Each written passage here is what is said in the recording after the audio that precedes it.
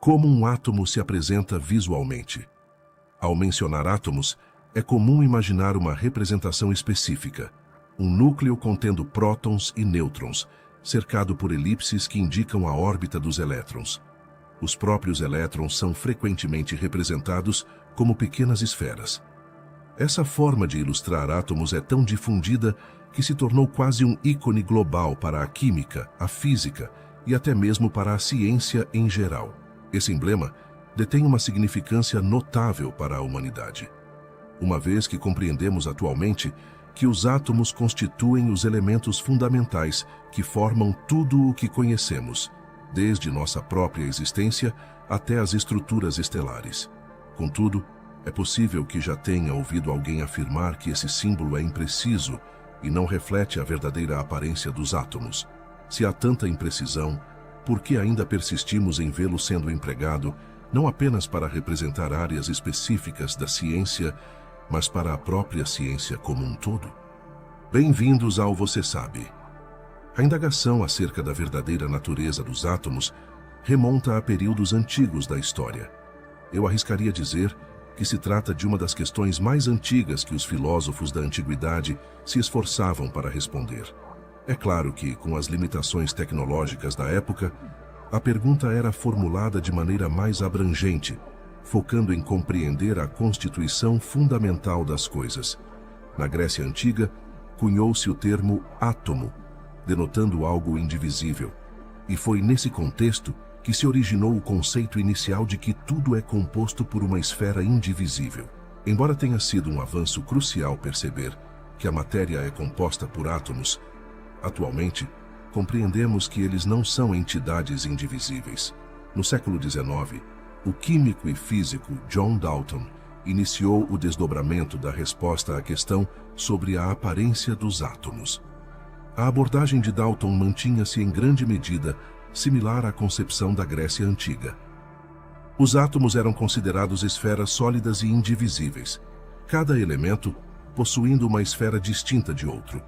As moléculas, por sua vez, eram resultantes da união de duas ou mais dessas esferas, quer fossem do mesmo elemento ou de diferentes elementos. Se você está familiarizado com essa representação, é porque é a imagem que ainda é empregada nas escolas hoje, especialmente ao ilustrar o ocorrer de reações químicas. Você provavelmente já ouviu falar de um físico bastante conhecido, chamado Schrödinger. A grande contribuição dele foi revelar que os elétrons movem-se em padrões de ondas, em oposição a trajetórias fixas, semelhantes aos planetas. Isso implica que nunca podemos determinar com precisão o local exato de um elétron. Foi nesse contexto que surgiu a renomada função de onda, que consegue explicar o comportamento das partículas, incluindo os elétrons. A concepção de que elétrons se comportam como ondas, resultando na inexistência de uma localização fixa, foi verdadeiramente inovadora. Na realidade, temos uma nuvem onde existe a probabilidade de encontrar os elétrons, conhecidas como nuvens de probabilidade. Utilizando a equação de Schrödinger, conseguimos determinar essa nuvem, sendo que quanto mais clara a coloração na representação, maior a probabilidade de localizar o elétron. Essa é a representação genuína de um átomo, caracterizada por nuvens de probabilidade que indicam as possíveis posições dos elétrons. Essa abordagem é a mais precisa e realista que temos para visualizar um átomo, pelo menos até onde alcança nosso conhecimento. Os elétrons exibem um comportamento ondulatório, e é somente quando os observamos que eles colapsam para um estado específico.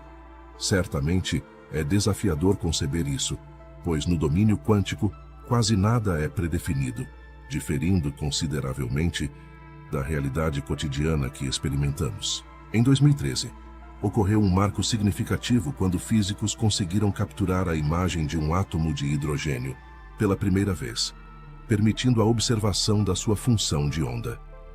A técnica utilizada envolveu a excitação do átomo por meio de lasers, seguida pela captura de vários frames das imagens, para acompanhar a propagação da posição do elétron.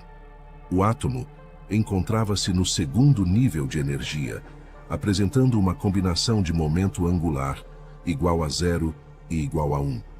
As imagens obtidas desse átomo de hidrogênio podem ser comparadas com as previsões teóricas para os orbitais no segundo nível de energia e momento angular igual a 0, confirmando assim a representação visual da aparência de um átomo. Eu espero que agora vocês saibam como um átomo se parece na vida real. Se você gostou do vídeo, não se esqueça de deixar seu comentário e, é claro, inscrever-se para não perder os próximos vídeos cheios de descobertas incríveis. Até a próxima!